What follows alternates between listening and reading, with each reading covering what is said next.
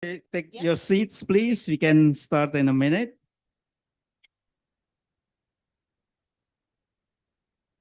Right. Thank you. Thank you. Right. So let me introduce myself. My name is Daniel Moriarso. I am with C4 as a principal scientist. I'm going to navigate your discussion today, which is going to be oriented towards how to transform forest risk situation into more resilient agricultural production.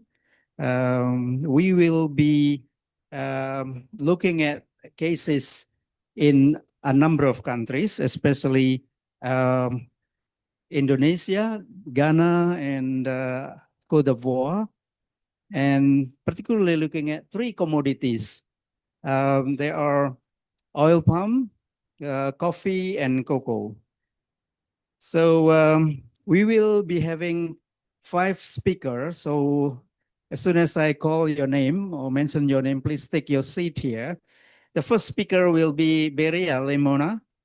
She's a scientist and team leader on the climate change and energy, low carbon energy, low emission energy. Lei will be talking about the experience in Indonesia dealing with oil palm and cocoa production. The second speaker will be Juan Carlos Mendoza. He is with IVAT, who's been supervising a number of or supporting a number of projects in a number of countries on the topic. Juan Carlos is from Colombia, but he's based in Rome with IVAT. The third speaker will be Marcelo de Cunche. Marcelo is with C4 Anycraft, and he is coordinating a big, large coverage of project called FACT. He will explain what FACT is all about. But this is very much related to the EUDR policies.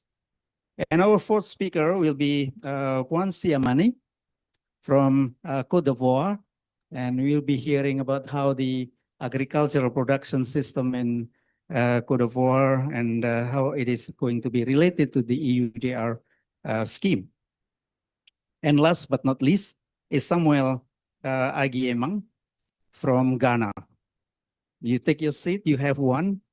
And Samuel is with the Red Plus. I think he is a Red Plus consultant, but working very closely with the Ghanaian government. I have a kind of guiding questions for your conversation, which will take about 10 minutes each. And my colleagues there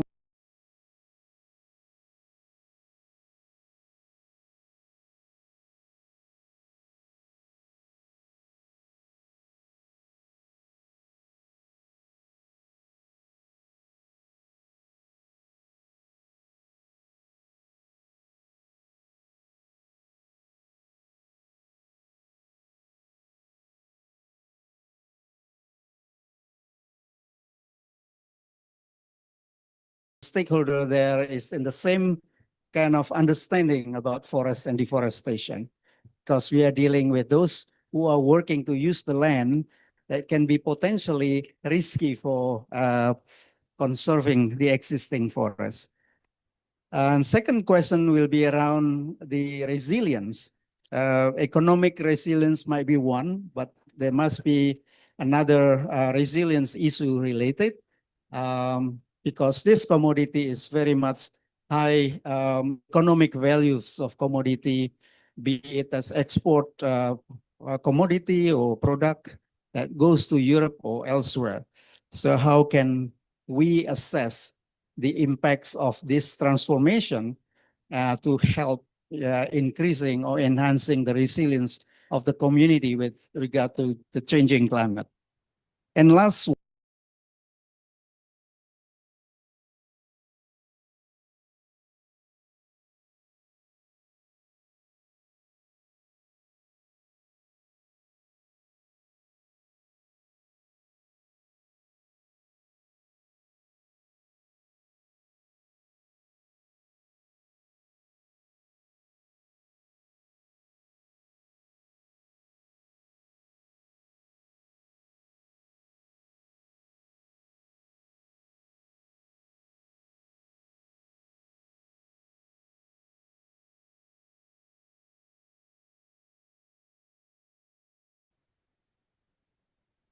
Yeah, maybe I can go down.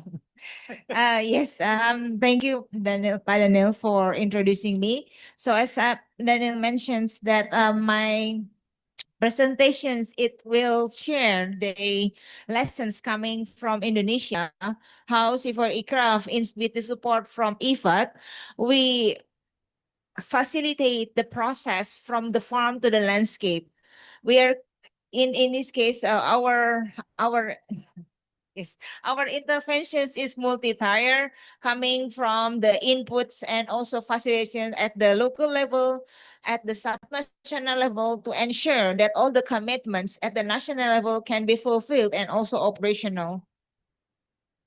So here, as you know, that there are many problems with a commodity at the country level, especially in Indonesia, and I believe in developing countries, coming from the stress from climate change, there are pest disease, aging plantations, as well as low productivity.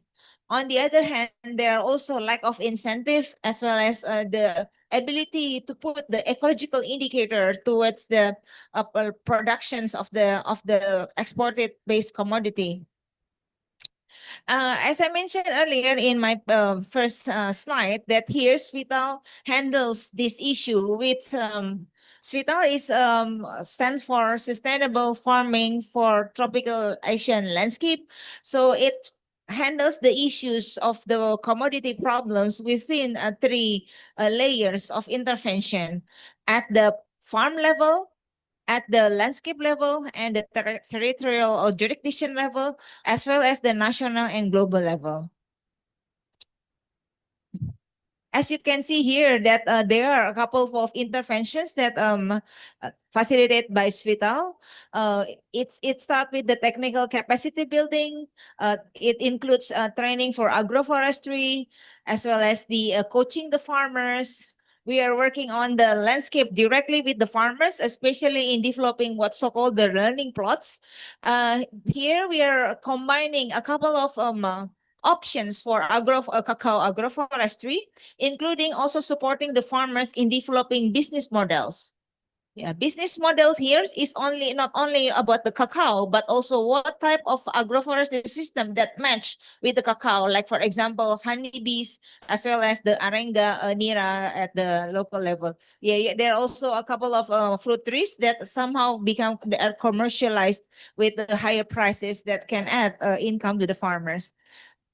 At the capacity level, we work with Mars and Rainforest Alliance to put the cacao agroforestry modules within a Mars.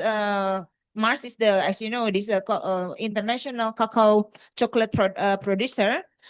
In providing informations on how agroforestry are being one of the curriculum within their training center. And at the last one that I would like to highlight, that we are also working with the subnational government to develop what's so-called the sustainable roadmap for cacao development. Here we support the local government to ensure that there are mainstream of public finance in supporting the cacao agroforestry at the village level. Yeah, just put it quickly. What we do in the first thing is like conducting what's so-called the evidence-based survey. We are categorizing different types of landscape that somehow has a similar characteristic as also problems in the case of the cacao sustainability. You can see that there are different color in that map. Yeah, so the purple zone are the more intensive cacao system, where mostly cacao farmers has been very advanced, but with very degraded soil health, which is different with the green and the gray zone. Yeah, the green zone is somehow nearest to the forest. Yeah, the problem are mostly lack of the capacity, as well as insecure tenureship, because somehow the farmers in that area, they are mostly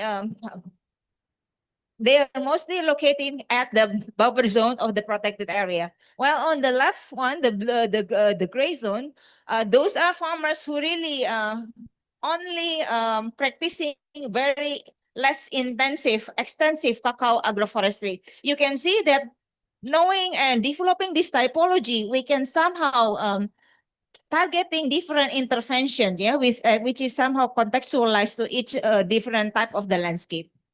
So here are the examples, yeah.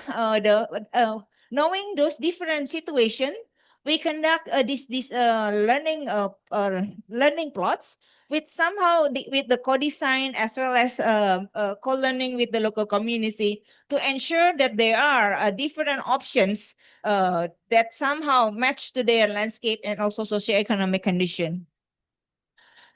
This is one of the example how we develop a different business model with the local community. This business model to ensure that we provide incentive for cacao agroforestry to sustain their agroforestry system.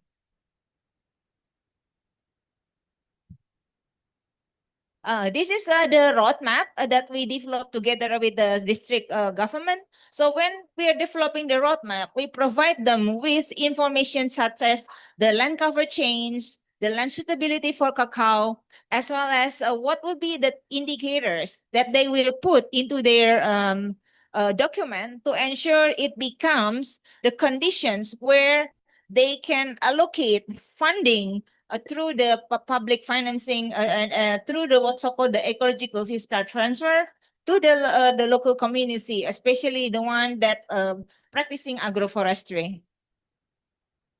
These are the example. Yeah, I just make it very quickly. The ecological fiscal transfer as one of our financing instruments that we apply for the sustainable commodity at the district level, which somehow it can be also upscale into the province and also the national level. Yeah, I just give you provide you with quickly with this graph, so you can see that there are some additional increased budget, yeah, coming to the village with this, especially for adoptions of agroforestry practices through the ecological fiscal transfer at the district level. Yeah, we also help them in developing the indicators for the funds allocation. So that's the story of the cacao in Indonesia. And then I just want to give just very quickly for the oil palm.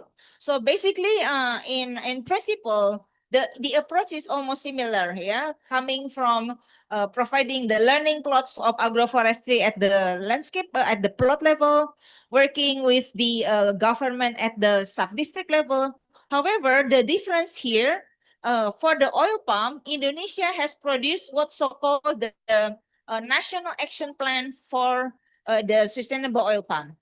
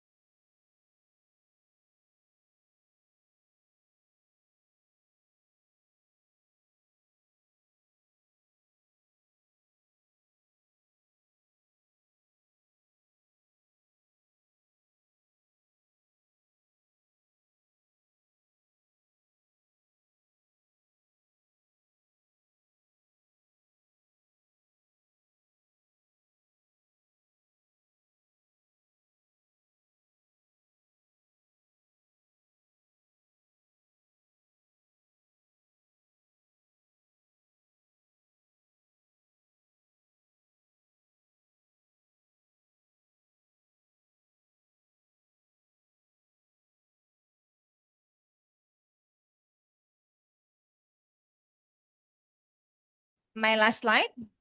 Indeed, that we target strategic collaborations and communications, and to be sustainable, jurisdictional sustainability approach should align with the market, targets multiple commodities, and again, strong incentive at the subnational level up to the farm.